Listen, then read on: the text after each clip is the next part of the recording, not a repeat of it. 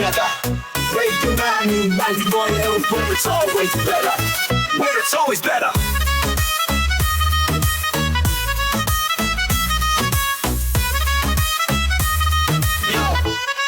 Yo, सुबह का सूरज या शाम का रंग, we bring you joy हर जुबान का धन. Community की बात हम हैं आपके साथ, let's spread the love, चलो मिल के साथ. Tune in, turn up, दिल से बात करो. Radio Manu 92 FM के साथ चलो. Every voice counts, हर लम्हा यहाँ चलो. बात करके देखते हैं, let's all shine on. Yo, let's all go. सेहत की बात और dreams to share. Radio Manu 92 FM, we're always there. From unity to joy, we bring the light. Every word, every tune makes everything right. Listen up, it's time to unite. Radio Manu 92 FM, shining bright. Dill se suno, we love and care. चलो बात करके देखते हैं, let's take it there. So come along for the ride. Radio Manu 92 FM, we're by your side. चलो बात करके देखते हैं. Your voice, your guide.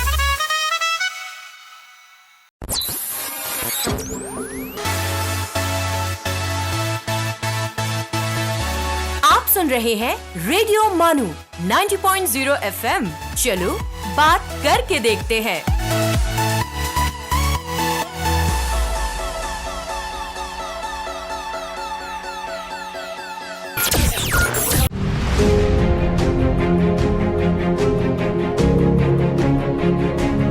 This is Radio Manu 90.0 FM, presenting Shaheen-e-Urdu.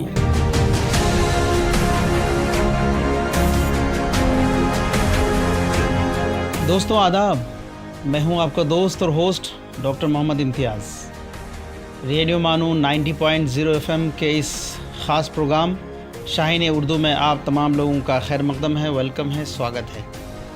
दोस्तों, जैसा कि आप लोगों को मालूम है कि इस प्रोग्राम के तहत हम मानू के उन होनहार तलबा और तालिबात से आपको रूबरू कराते हैं जिन्होंने अपने मेहनत और लगन से अपना एक अलग मकाम बनाया है और अपनी अलग शनाख्त कायम की है. चुनांचे आज के इस एपिसोड में हमने मदऊ किया है आसिम इफ्तिखार साहब को, जो मुख्तलिफ़ फ़ील्ड में मुख्तलिफ़ तालीमी और कॉरपोरेट वर्ल्ड में अपना काम कर चुके हैं. उसके बाद उन्होंने फिर अपनी फ़ील्ड चेंज की है और बहुत सारी चीज़ें वो कर रहे हैं. उनका एम्स और ऑब्जेक्टिव क्या है, उन तमाम चीज़ों पर उनसे बातचीत करेंगे. आपका हमारे इस स्टूडियो में खैर मकदम है.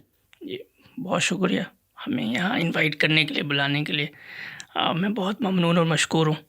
Thank you very much. मुख्तसरन तारुफ आसिम इफ्तिखार साहब का ये है कि आपने ग्रेजुएशन की तालीम जवाहरलाल नेहरू यूनिवर्सिटी से हासिल की है. फिर वहीं से आपने मास्टर्स भी किया है पर्शियन लैंग्वेज में. उसके बाद आपने मौलाना आज़ाद नेशनल उर्दू यूनिवर्सिटी का रुख किया और यहाँ पर आपने इस्लामिक स्टडीज़ में आपने एमए किया. फिर आपने हमारी यूनिवर्सिटी से ही अपने पीएचडी का मकाला सबमिट किया. तो उस पीएचडी के मकाले में भी सोशल मीडिया और उसके इम्पैक्ट और उसके बहुत सारे आस्पेक्ट्स पर उनसे गुफ्तगू करेंगे हम लोग. तो चलिए, सबसे पहले आपसे जानने की कोशिश करते हैं कि आप इस वक्त क्या कर रहे हैं. मेरी जो मशगूली है अभी वो बुनियादी तौर पे ये है कि मेरा एक इदारा है जो 3 ऑब्जेक्टिव्स की बुनियाद पे कायम हुआ है. जी. पहला तो ये है कि हम जिस दौर में जी रहे हैं, जो मतलब मॉडर्न या पोस्ट मॉडर्न एरा कहलाता है, तो उसमें जो है एक थॉट क्राइसिस का एक मसला है हमारे नौजवानों के अंदर. बिल्कुल. तो उस थॉट क्राइसिस से कैसे उनको निकाला जाए, उनके अंदर थॉट की कैसे क्लैरिटी आए, उनके अंदर क्रिटिकल थिंकिंग कैसे पैदा हो. तो एक ये है. दूसरा जो एक और क्राइसिस है हमारे नौजवानों में, जो जिस पे बहुत सारे डेटा भी हैं, बहुत स्टडीज़ भी हुई है और आने वाले दिनों में इस पे भी बात हो रही है कि क्या ये क्राइसिस बढ़ेगा और इस पे दुनिया की अलग अलग हुकूमतें जो है वो एक्शंस भी ले रही हैं. वो स्क्रीन मोबाइल एडिक्शन का है. तो उस हवाले से भी हमारा काम है कि हम उसमें किस तरीके से कंट्रीब्यूट कर सकते हैं सोसाइटी के लिए, हम किस तरीके से इस क्राइसिस को कम करने के लिए अपना कंट्रीब्यूशन दे सकते हैं। और तीसरा इस स्क्रीन एडिक्शन का एक दूसरा पार्ट है जिसको हम सेक्सुअल कंटेंट कह सकते हैं, जो मेरे पीएचडी का भी एक उन्वान है, उसमें एक चैप्टर है सेक्सुअल कंटेंट से रिलेटेड। तो वो भी एक क्राइसिस है हमारे नौजवानों में कि सॉफ्ट पॉर्न तो बहुत आम है, मतलब सोशल मीडिया में जब भी यूज़ करते हैं तो सॉफ्ट पॉर्न से हम रूबरू होते हैं, देखते हैं, और एक जो है वो उसका ही अगला वर्जन होता है या अगला स्टेप होता है कि लोग उसके एडिक्ट हो जाते हैं और फिर एक क्राइसिस में चले जाते हैं। तो इसके लिए ये इन तमाम चीज़ों को करने के लिए आपने क्या किया है? तो हमारा जो इदारा है जिस किस्त इंस्टीट्यूट के नाम से, इंस्टीट्यूट के नाम से, जी, इसका मतलब है जस्टिस, किस्त का मतलब ये वो वाला किस्त नहीं है जो इंस्टॉलमेंट है, ये इंसाफ वाला जस्टिस वाला किस्त है जी। तो इसमें हमारे यानी कि जो पहला स्टेप है थॉट क्लैरिटी से रिलेटेड, उसमें हम शॉर्ट टर्म्स कोर्सेज करते हैं, जैसे 10 घंटे के, 8 घंटे के।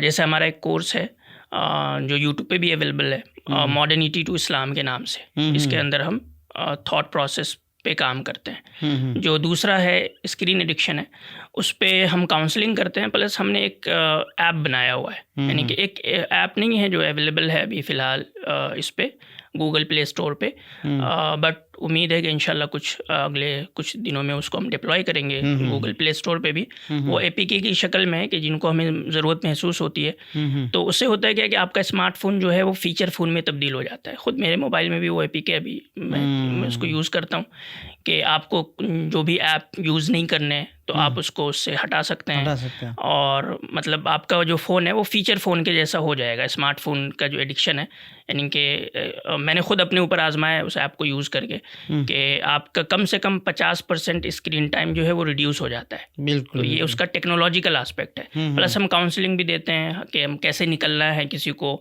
उसके ऊपर अगर किसी को सपोर्ट चाहिए, थ्योरेटिकली किसी को सपोर्ट चाहिए, प्रैक्टिकल स्टेप्स चाहिए, तो उसके लिए हमारे पास काउंसलर हैं, साइकोलॉजिस्ट है, वो भी हमारे साथ काम करते हैं। इसके अलावा जो तीसरा मरहला है तो वो सबसे डिफ़िकल्ट मरहला है जो सेक्सुअल कंटेंट से रिलेटेड है। तो उसमें हम उनको अपने साइकोलॉजिस्ट के साथ काउंसलिंग सेशंस वगैरह अवेलेबल कराते हैं कि वो किसी तरीके से इससे निकल के आ जाए। तो ये जो आपका इंस्टीट्यूट है ये कहाँ पर बेस्ड है?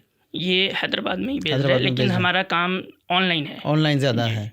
ऑफलाइन हमारी मतलब कि एक ऑफिसेज है, लेकिन हमारा ऑफलाइन कोई ऐसा काम नहीं है कि हम कोई ऑफलाइन क्लासेस चलाते हैं या ऑफलाइन कुछ करते हैं, और ज़्यादातर ऑनलाइन बेस्ड है। ये हमारा एक इंस्टीट्यूशन कायम किया है। तो ये इंस्टीट्यूशन कायम करने का ख्याल आपके जहन में कैसे आया? इसके पीछे कहानी कुछ यूँ है कि मैं जब तक JNU में था 2017 तक, तो मेरा ताल्लुक़ लिटरेचर से था। अच्छा। और फ़लसफ़े से था। टेक्नोलॉजी से मैं ज़्यादा एक्सपोज नहीं हुआ था। मैं ख़ुद बहुत यानी कि लैपटॉप वगैरह यूज़ करता था, स्मार्टफोन भी यूज़ करता था, लेकिन टेक्नोलॉजी के बारे में मैं ज़्यादा जानता नहीं था। तो जब मैं हैदराबाद आया तो हैदराबाद उसके लिए एक बहुत मौजूद शहर है, और मानू जो है वो बहुत करीब भी है, बिल्कुल हब में, टेक्नोलॉजिकल हब में वाक़ है। तो मुझे एक्सपोज हुआ टेक्नोलॉजी से रिलेटेड, और फिर मुझे लोगों से बात करके, नौजवानों से बात करके समझ में आया कि ये बहुत बड़ा क्राइसिस है और ये बढ़ने वाला है आने वाले दिनों में। तो मेरा इंटरेस्ट इस तरफ हुआ कि हम इस पे कुछ काम कर सकते हैं, और फिर मुझे एक ऐसी कंपनी में काम करने का भी मौका मिला जो इसी से रिलेटेड थी। अच्छा, ये कंटेंट एनालिसिस के तो पर काम था जी। तो वहाँ से मेरी दिलचस्पी जो है वो इसमें पैदा हो गई, और फिर मैं कोडिंग वगैरह भी सीखा, और कह लें कि जो टेक्नोलॉजी में उसकी थेरीज़ क्या है इन डेप्थ, उसका फ़लसफ़ा क्या है, उसके टेक्नोलॉजिकल आस्पेक्ट्स क्या है। मतलब सिर्फ ऐसा नहीं कि फ़लसफ़ा हम जान लें और बात करें, बल्कि हमें उसके टेक्नोलॉजिकल आस्पेक्ट्स पे भी प्रैक्टिकली जाके चीज़ों को करना होगा। तो उसके लिए मैंने समझे कि कंप्यूटर साइंस से रिलेटेड भी बहुत सारी चीज़ें सीखी आपने। हालांकि JNU में मौक़े थे मेरे पास सीखने के, लेकिन इंटरेस्ट नहीं था, तो मैं वहाँ कोई भी कोर्स नहीं किया इससे रिलेटेड। यहाँ आने के बाद मैंने कोडिंग वगैरह या किस तरीके से सोशल मीडिया के एल्गोरिदम वगैरह काम करते हैं, ये तमाम किस हिसाब से पड़ता है, उस पर आपने गौर किया। तो चलिए इन तमाम चीज़ों पर आपसे गुफ्तगू करेंगे। आप तो बहुत ही इंटरेस्टिंग चैलेंज है कि आप पर्शियन लैंग्वेज में आपने ग्रेजुएशन किया, फिर उसके बाद MA किया, फिर आपने इस्लामिक स्टडीज़ की तरफ आप आ गए, फिर इस्लामिक स्टडीज़ पढ़ते पढ़ते फिर आपके जहन में ये आया कि ये कैसे कंटेंट एनालिसिस जो हो रहा है और दुनिया में किस तरह से एनालिसिस होता है, उसका इम्पैक्ट क्या हो रहा है सोसाइटी पर, वो तमाम चीज़ें फिर आपने उस पर चेंज कर ली। तो दोस्तों लेते हैं छोटा सा ब्रेक के बाद फिर आसिम इफ्तिखार साहब से गुफ्तगू का सिलसिला जारी रखेंगे। आप सुन रहे हैं शाहीन उर्दू, रेडियो मानो 90.0 FM का career motivation show.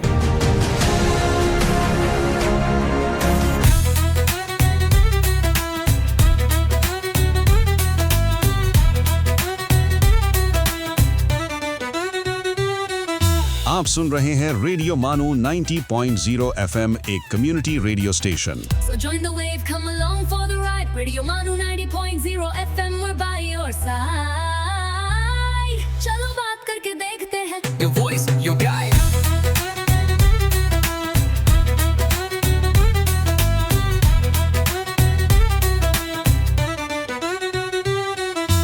This audio has been generated through AI. Let's listen to History's Mysteries. आदाब दोस्तों, आप सुन रहे हैं रेडियो मानो 90.0 FM। आइए आज हिस्ट्रीज मिस्ट्रीज में जानते हैं मैकेनिकल कैलकुलेटर की कहानी, एक ऐसी टेक्नोलॉजी जिसने इंसान के मुश्किल हिसाब किताब को मशीन्स के जरिए आसान बनाने की बुनियाद रखी। जरा सोचिए, आज हम किसी भी बड़े से बड़े कैलकुलेशन के लिए कैलकुलेटर या स्मार्टफोन का एक बटन दबा देते हैं और जवाब चंद सेकंड्स में सामने होता है। लेकिन एक वक्त था जब एडिशन, सब्ट्रैक्शन, मल्टीप्लिकेशन और डिवीजन जैसे हिसाब करने के लिए लोगों को कागज, कलम और अपने जहन पर ही भरोसा करना पड़ता था। फिर इंसान ने सोचा, अगर मशीन खुद हिसाब कर सके तो? इसी ख्याल से शुरू हुई मैकेनिकल कैलकुलेटर की कहानी। दोस्तों, मैकेनिकल कैलकुलेटर एक ऐसी मशीन है जो मैकेनिकल पार्ट्स जैसे गियर्स, व्हील्स और लीवर्स की मदद से मैथमेटिकल कैलकुलेशंस कर सकती है। इस कहानी का एक बहुत अहम नाम है ब्लेज पास्कल। 1642 में फ्रेंच मैथमेटिशियन और साइंटिस्ट ब्लेज पास्कल ने अपने वालिद के टैक्स कैलकुलेशंस को आसान बनाने के लिए एक मैकेनिकल कैलकुलेटिंग मशीन बनाई। इस मशीन को पास्कलाइन कहा गया। पास्कलाइन में नंबर्ड व्हील्स और गियर्स का इस्तेमाल होता था। इसमें खास तौर पर एडिशन और सब्ट्रैक्शन की कैलकुलेशंस की जा सकती थीं। लेकिन पास्कल से पहले भी मैकेनिकल कैलकुलेशन की तरफ अहम कदम उठाए जा चुके थे। 1623 में जर्मन मैथमेटिशियन विल्हेम शिकार्ड ने एक कैलकुलेटिंग मशीन डिजाइन की थी, जिसे आमतौर पर दुनिया की सबसे पुरानी मालूम मैकेनिकल कैलकुलेटिंग मशीन्स में शुमार किया जाता है। इसमें एडिशन और सब्ट्रैक्शन के साथ साथ मल्टीप्लिकेशन में भी मदद मिल सकती थी। फिर आया गॉटफ्रीड विल्हेम लाइबनिट्ज का दौर। 1670s में लाइबनिट्ज ने स्टेप्ड रेकनर नाम की मैकेनिकल कैलकुलेटर डेवलप की। ये मशीन एडिशन और सब्ट्रैक्शन के अलावा मल्टीप्लिकेशन और डिवीजन को भी मैकेनिकल तरीके से परफॉर्म करने के लिए डिजाइन की गई थी। धीरे धीरे मैकेनिकल कैलकुलेटर्स ज्यादा एडवांस होते गए। 19th सेंचुरी में कमर्शियल कैलकुलेटिंग मशीन्स डेवलप हुई और ऑफिसेज, बैंक्स और बिजनेसेस में इनका इस्तेमाल बढ़ने लगा। इसी दौर में चार्ल्स जेवियर थॉमस दे कॉलमार की एरिथमोमीटर भी बहुत मशहूर हुई। ये दुनिया की पहली commercially successful mechanical calculator machines में से एक थी। और दोस्तों, मैकेनिकल कैलकुलेटर्स की यही तरक्की आगे चलकर कंप्यूटिंग रेवोल्यूशन की बुनियाद बन गई। गियर्स और मैकेनिकल व्हील्स से शुरू होने वाला ये सफर इलेक्ट्रॉनिक कैलकुलेटर्स, कंप्यूटर्स और फिर स्मार्टफोन्स तक पहुंच गया। आज हम एक छोटे से कैलकुलेटर पर जो कैलकुलेशन चंद लम्हों में कर लेते हैं, उसके पीछे सदियों की साइंटिफिक और इंजीनियरिंग तरक्की छुपी हुई है। दोस्तों, आज के हिस्ट्रीज मिस्ट्रीज में फिलहाल इतना ही। अगली मुलाकात में फिर लेकर आएंगे तारीख के पन्नों से एक और हैरत अंगेज इन्वेंशन, डिस्कवरी या हिस्टोरिकल इवेंट की कहानी। तब तक के लिए सुनते रहिए रेडियो मानो 90.0 FM। चलो बात करके देखते हैं। आप सुन रहे थे हिस्ट्रीज मिस्ट्रीज।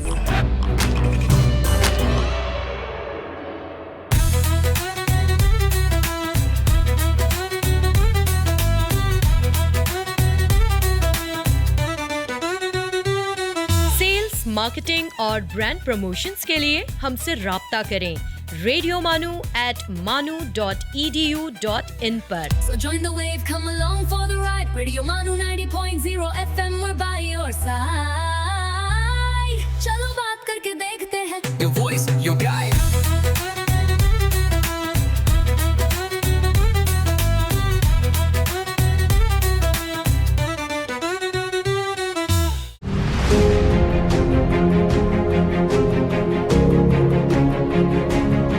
आप सुन रहे हैं शाहीन उर्दू, रेडियो मानू 90.0 एफएम का करियर मोटिवेशन शो। ब्रेक के बाद फिर एक बार आपका हमारे इस प्रोग्राम शाहीन उर्दू में खैर मकदम है, वेलकम है। जैसा कि आप लोगों को मालूम है, आज हमारे स्टूडियो में मौजूद हैं आसिम इफ्तिखार साहब, जो एक अलग ही शख्सियत है, लिटरेचर के आदमी हैं, लेकिन टेक्नोलॉजी से अच्छी खासी वाकिफ़ियत रखते हैं और आजकल सोशल मीडिया और उसके इम्पैक्ट सोसाइटी पर कैसे पड़ रहे हैं, उन तमाम चीज़ों पर वो काम कर रहे हैं, अपना इंस्टीट्यूशन भी चलाते हैं।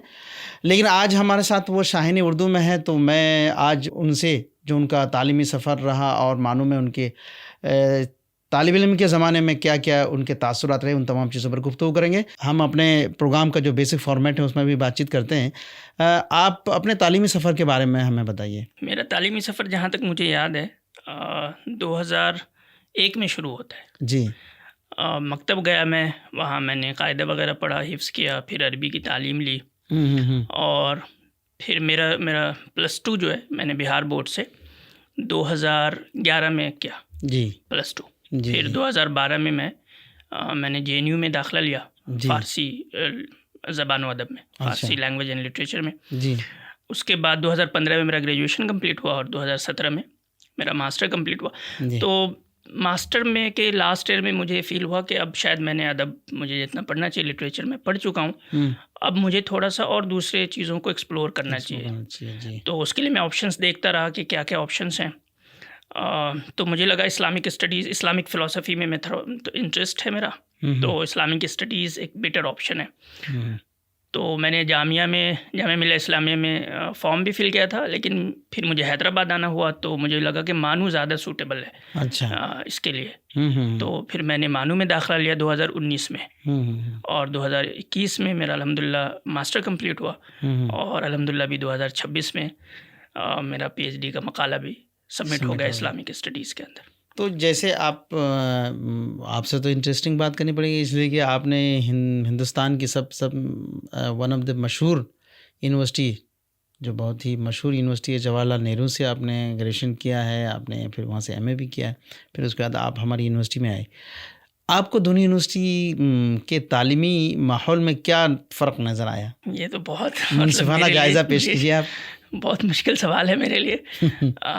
तो JNU देखें, JNU की अपनी एक लेगेसी है, उसकी अपनी तारीख़ है और उसका जो कैंपस है वो बहुत वाइब्रेंट है जी और वो बहुत मैच्योर है जी। वहाँ जो लोग यानी पढ़ने के लिए आते भी हैं तो वो कुछ एक यानी कि समझें कि उनके अंदर ज़्यादा मैच्योरिटी होती है। जी जी। अगर हम मानू की बात करें तो मानू की अभी उतनी उम्र भी नहीं है जी। मानू यानी कि अभी उम्र यूनिवर्सिटी है, नौखेज़ है। लेकिन इस नौखेज़ी के बावजूद अगर हम इसके प्रोग्रेस को देखें तो ये बहुत यानी कि तेज़ी के साथ जो है वो तरक्की कर रहा है और मतलब इतने कम दिनों में समझें कि नेशनल लेवल पे अपनी एक पहचान बना लेना। जी जी। मिनिस्ट्री की तरफ से जो है फास्ट ग्रोइंग यूनिवर्सिटी का लक़ब हम लोगों को मिला है, मतलब इससे पहले फास्ट ग्रोइंग यूनिवर्सिटी में से एक यूनिवर्सिटी है हमारी यूनिवर्सिटी। तो वही मैं अर्ज़ कर रहा था कि इतने कम दिनों में इतना अपनी एक अलग पहचान बना लेना ये अपने आप में एक कामयाबी है।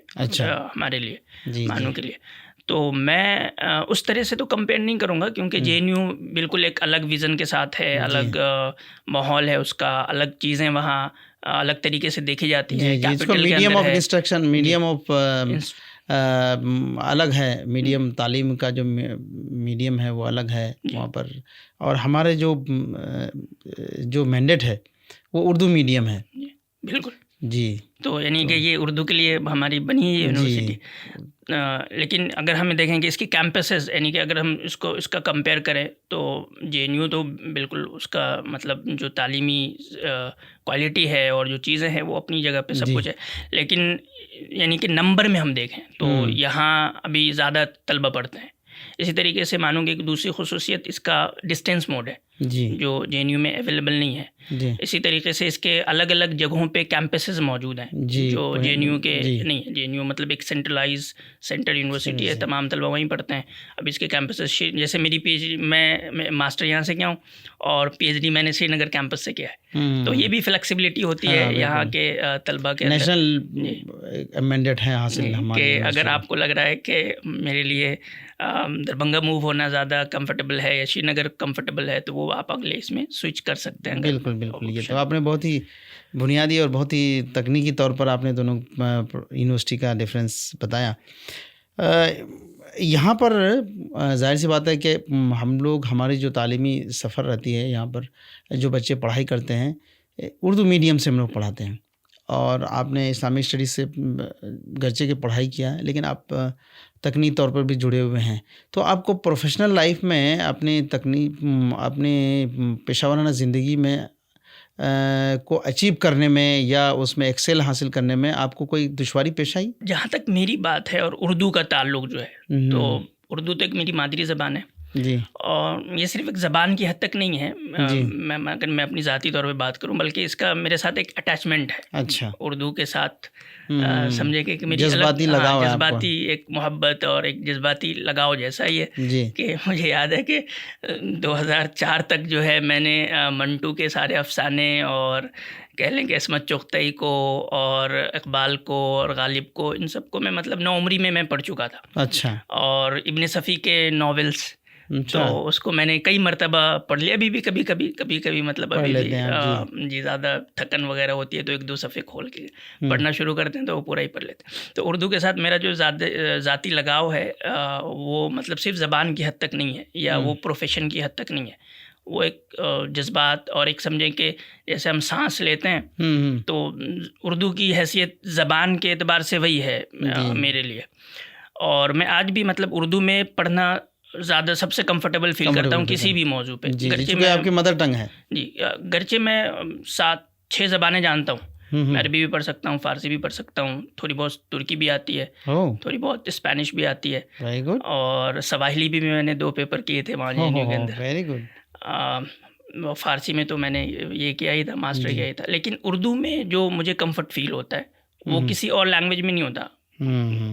तो उर्दू के साथ जो एक ताल्लुक़ है उसको मैं सिर्फ प्रोफेशन तक या इससे नहीं जोड़ूंगा। लेकिन हाँ, क्या इसका प्रोफेशन से रिलेशन नहीं है? जी। एक सवाल होता है कि लोग आमतौर पे समझते हैं उर्दू के साथ अगर हमारा जज्बाती लगाव है तो क्या इसके लिए मुआशी अपॉर्चुनिटीज़ नहीं है, क्या इसके लिए हमें प्रोफेशनल यही कोई मैं आपसे पूछना चाह रहा था कि आपके प्रोफेशनल लाइफ को कोई डिस्टर्ब तो नहीं किया इस लैंग्वेज ने? नहीं, बल्कि मैं कहूँगा कि मेरे जो प्रोफेशनल लाइफ थी वो पर्शियन में थी। मैं पर्शियन में जॉब करता रहा 4 साल तक। फिर मैं स्विच होके इनसाइड एंड पॉलिसी टीम में आ गया था।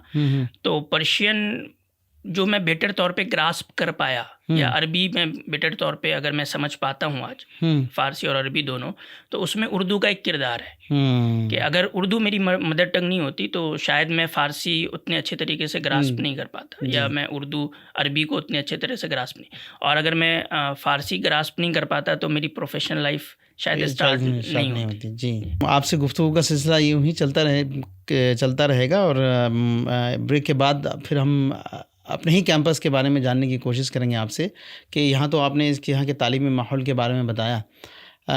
यहाँ की एक और अहम खुसूसियत है कि यहाँ की एक्स्ट्रा करिकुलर एक्टिविटीज़ जो हमारी यूनिवर्सिटी में होती है उससे हमारे तलबा किस तरह से मुस्तफ़ीद होते हैं और उनके शख्सियत साजी में क्या रोल प्ले करता है उस पर बातचीत करेंगे। तो दोस्तों लेते हैं एक छोटा सा ब्रेक के बाद फिर आसिम इफ्तिखार साहब से गुफ्तगू का सिलसिला जारी रखेंगे। आप जाए नहीं कहीं, आप सुनते रहिए रेडियो मानू 90.0 FM। You are listening to Shaheen-e-Urdu, Radio Manu 90.0 FM's career motivation show.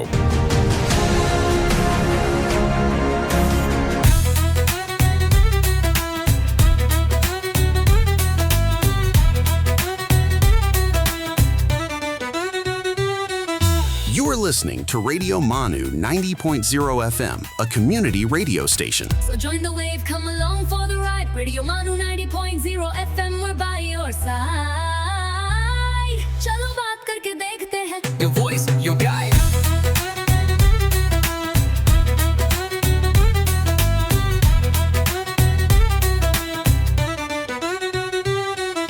This audio has been generated through AI.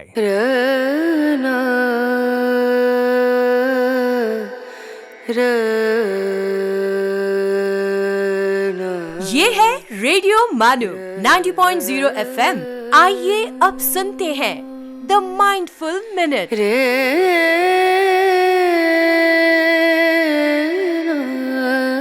You fail only if you stop writing. Ray Bradbury.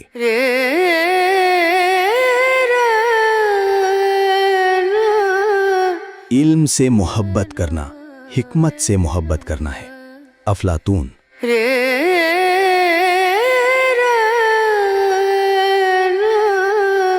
Rahiman धागा प्रेम का मत तोड़ो चटकाए, टूटे से फिर ना जुड़े, जुड़े गांठ पड़ जाए। अब्दुल रहीम खाने खाना।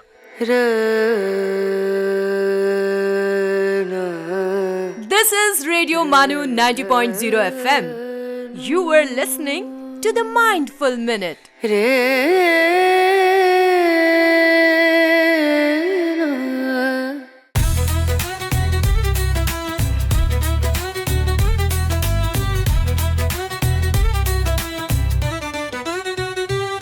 For sales, marketing and brand promotions, write to us on Radio Manu at manu.edu.in. So join the wave, come along for the ride. Radio Manu 90.0 FM, we're by your side. चलो बात करके देखते हैं. Your voice, your guide.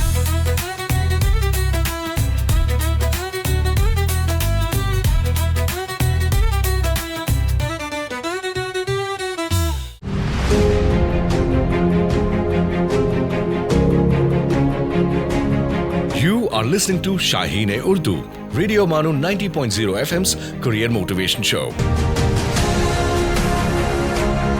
Break के बाद फिर एक बार आपका हमारे इस प्रोग्राम शाहीन-ए-उर्दू में खैर मकदम है, वेलकम है। जैसा कि आप लोगों को मालूम है, आज हमारे स्टूडियो में मेहमान हैं शाहीन-ए-उर्दू के आसिम इफ्तिखार साहब, जिन्होंने ब्रेक में जाने से पहले बेहतरीन गुफ्तगू की।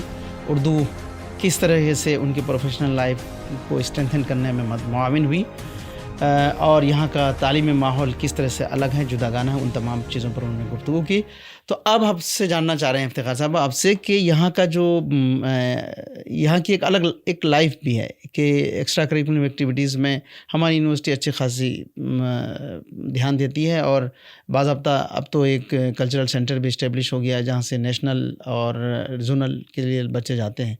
तो यहाँ के एक्स्ट्रा करिकुलम एक्टिविटीज़ ने आपकी शख्सियत साजी में कितना ताउन किया? मैं जब यहाँ दाखिला लिया था तो हमें पता चला कि जो हमारा सेंटर है, मतलब हर सेंटर के अंदर ही कुछ ना कुछ एक्स्ट्रा करिकुलम एक्टिविटीज़ मौजूद हैं।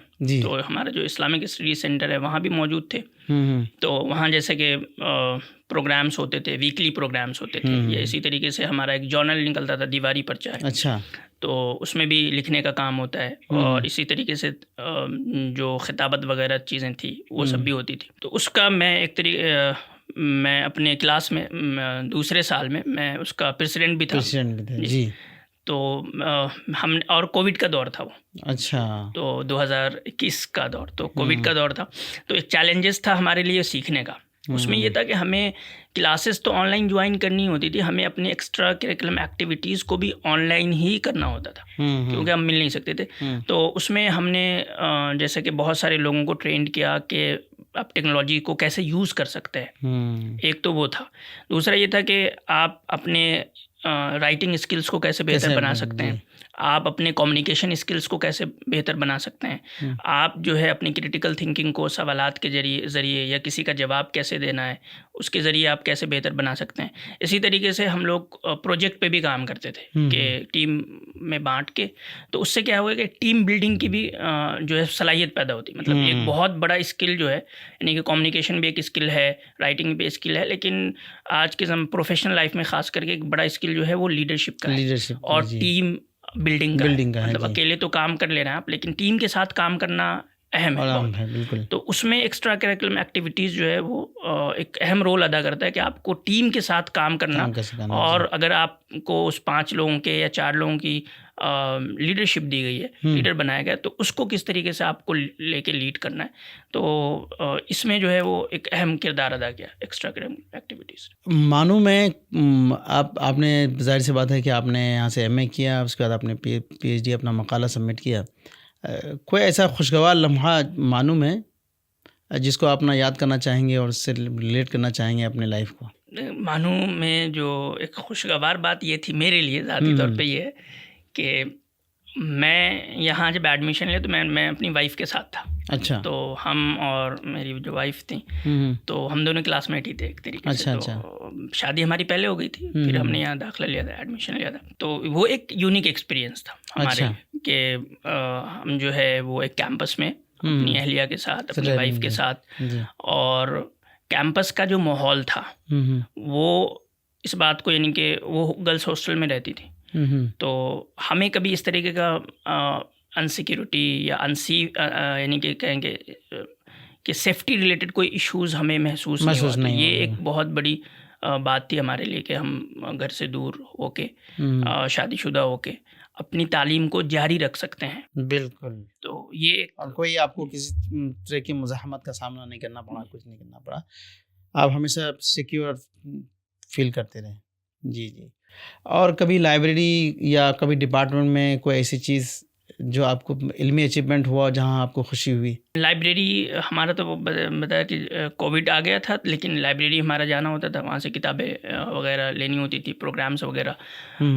और मैं एडमिशन लेने से पहले एक दफ़ा यहाँ आया था। अच्छा। तो एक कॉन्फ्रेंस था, उस कॉन्फ्रेंस में, तो उस पहली मर्तबा मानो कि कैंपस से मैं एक्सपोज हुआ। अच्छा अच्छा। वो एडमिशन लेने से पहले। तो यहाँ आने के बाद समझ में अच्छा, यहाँ की जो लाइब्रेरीज़ हैं तो उसमें भी अच्छा खासा हमारे लिए एक अपॉर्चुनिटी मौजूद है। मैं आके देखने के बाद समझ में आई चीज़ें। इस तरह हमारा जो डिपार्टमेंट है वहाँ भी लाइब्रेरी अलग से मौजूद है। अच्छा। डिपार्टमेंटल लाइब्रेरीज़ भी मौजूद है। वहाँ जाके आप जो है किताबें इशू करा सकते हैं, पढ़ सकते हैं, चीज़ें देख सकते हैं। तो ये सारी जो फैसिलिटीज़ हैं वो आपको इनरिच करती हैं अपने काम को लेके, अपनी चीज़ों को आगे बढ़ने को लेकर के। और मतलब कहेंगे मानू की जो यादें हैं अब वो एक घर की तरह हैं मेरी, कि जिस तरह से फैमिली से कुछ चीज़ें यादें वाबस्ता हो जाती है और जज्बात से ताल्लुक़ हो जाता है। तो अब जैसे मैंने बताया कि मैं अपनी अहलिया के साथ भी रहा हूँ। तो आसिम साहब, मैं एक क्वेश्चंस जो आपसे करना चाहता था, मैं बीच में फिर आपसे नहीं कर पाया, वो ये कि आपने अपने पीएचडी का मकाला जो सबमिट किया है, सोशल मीडिया का इम्पैक्ट किस तरह से पड़ रहा है आजकल के नौजवानों पर और उसके क्या असरात मुरतब हो रहे हैं, तो वो टॉपिक क्या है और उसका फाइंडिंग्स अगर आप थोड़ी बहुत बता दें हमारे सामीन और नाजरीन को तो ज़्यादा इंशाल्लाह अच्छी बात होगी। हाँ, मैं मुख्तसर में कोशिश करूँगा कि इसके बारे में बता दूँ कि इसका उर्दू में जो टाइटल है वो है मुंतखब सोशल मीडिया कम्युनिटी मेयारात और हिंदुस्तानी मुसलमानों पे उसके असरात, जी, इस्लामी पर्सपेक्टिव जी।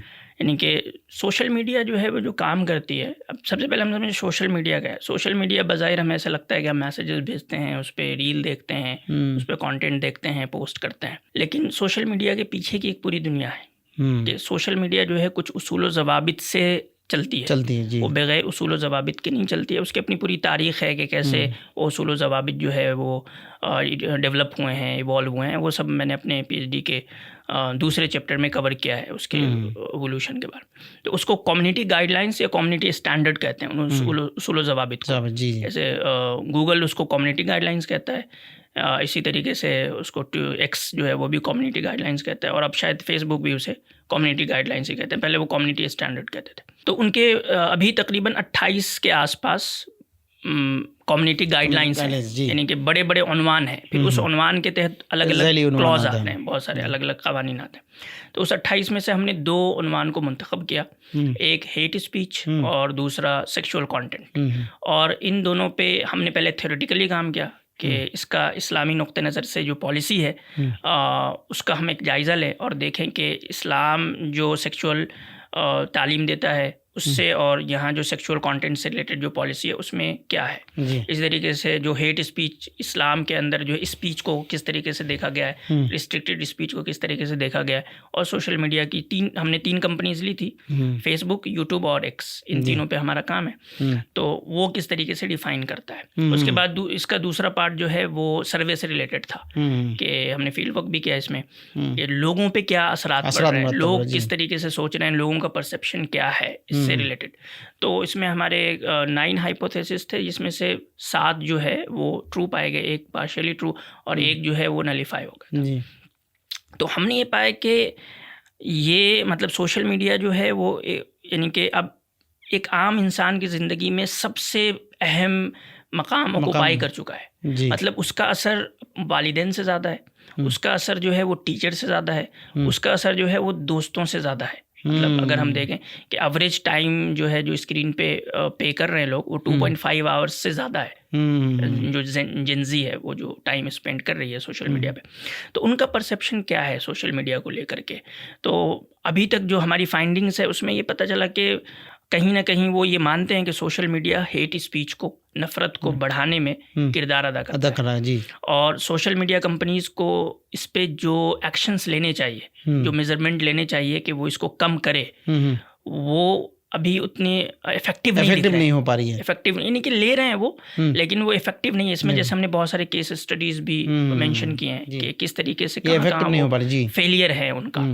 इसी तरीके से सेक्सुअल कंटेंट से रिलेटेड भी हमने देखा कि सोशल मीडिया जो है वो सॉफ्ट पॉर्न उस पर भरा हुआ है, और जो हमारे यंगस्टर्स हैं वो उससे एक्सपोज है। अब इन्हीं सब चीज़ों को लेके चंद ममालिक में अभी पिछले दिनों जो है क़वानीन बनाए गए कि 16 साल से कम के बच्चों को सोशल मीडिया यूज़ करना इलीगल है, मना है। इसी तरीके से अब कानून बना, तो मतलब इस पे गवर्नमेंट भी सोच रही है। और हमारी भी है जो इंफॉर्मेशन मिनिस्ट्री है, वो भी सोशल मीडिया से रिलेटेड वक्तन फ़वक्तन जो है वो पॉलिसीज़, गाइडलाइंस वगैरह बनाती रहती है। जाते जाते आप मानो के उन तलबा और तालिबात से क्या मुख्तसरन कहना चाहेंगे? वो सब तो हमारी फैमिली का हिस्सा हैं, तो फैमिली से जो हम कहते हैं कि एक तो अल्लाह ताला का शुक्र अदा करना चाहिए कि अल्लाह सुब्हानहू व तआला ने जो है वो हमें ऐसी अपॉर्चुनिटी दी, ऐसा मौका दिया कि हम आके पढ़ सकें। बहुत सारे लोगों को ये अपॉर्चुनिटीज़ नहीं मिल पाती है ना। बहुत सारे लोग हैं जो एडमिशन लेना चाहते हैं लेकिन उनको नहीं मिल पाता है। तो जिनको मिल जाता है उनको अपने वक्त का, अपने इस जो फैसिलिटीज़ यहाँ अवेलेबल, अगर वो हैदराबाद कैंपस में हैं तो वो कैंपस की ज़िंदगी जी रहे हैं, तो उसको वो अच्छे से यूटिलाइज़ करें। वो जिस गोल और मकसद के तहत आए हैं उसके तमाम मौक़े अवेलेबल हैं यहाँ, है ना। जो जिस भी डिपार्टमेंट में हैं, टीचर्स वगैरह की जो हमारी क्वालिटीज़ है वो भी अल्हम्दुलिल्लाह मेयारी है, तो उन सब से वो इस्तिफ़ादा करें। और इंशाल्लाह उम्मीद है कि वो सब हमसे भी बेहतर कारकर्दगी करेंगे, हमारी जो आने वाले लोग हैं। और इंशाल्लाह वो हमारे लिए भी, मतलब जैसे आज हम यहाँ बैठे हैं तो वो हमारे आने वाले लोग भी बैठ के यहाँ अपने ख़यालात का इज़हार करेंगे। बिल्कुल बिल्कुल। तो आसिम इफ्तिखार साहब, आपका बहुत बहुत शुक्रिया आज के हमारे इस प्रोग्राम के लिए। आपने आपकी जर्नी और अपने तालीमी सफ़र के बारे में बहुत अच्छी गुफ्तगू की। तो दोस्तों, ये थे आसिम इफ्तिखार साहब, जिन्होंने हमारी यूनिवर्सिटी से पीजी का कोर्स किया। एमए कंप्लीट करने के बाद फिर आपने पीएचडी भी की। पीएचडी आपकी सबमिट हो चुकी है। तो आपने अपना तालीमी सफ़र, अपने उसके बाद उस तालीमी सफ़र को उन्होंने अपने प्रोफेशनल लाइफ में किस तरह से उसमें बेहतरी पैदा की और एक समाज और सोसाइटी में एक अच्छा और रहनुमाना किरदार अदा कर रहे हैं। समाज को एक बेहतरीन सोच और बेहतरीन तब्दीली की तरफ ले के जाने की कोशिश कर रहे हैं। तो आइंदा फिर किसी और होनहार तलबा और तालिबात से आपको रूबरू कराएंगे। तब तक के लिए स्टूडियो से मुझे यानी इम्तियाज़ को और आसिम इफ्तिखार साहब को दीजिए इजाज़त। आदाब। आप सुन रहे थे शाहीन उर्दू, रेडियो मानू 90.0 FM का करियर मोटिवेशन शो।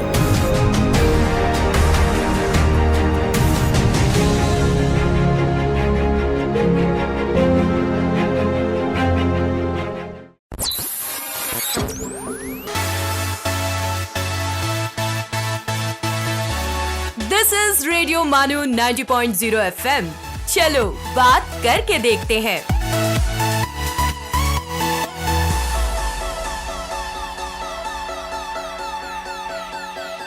FM.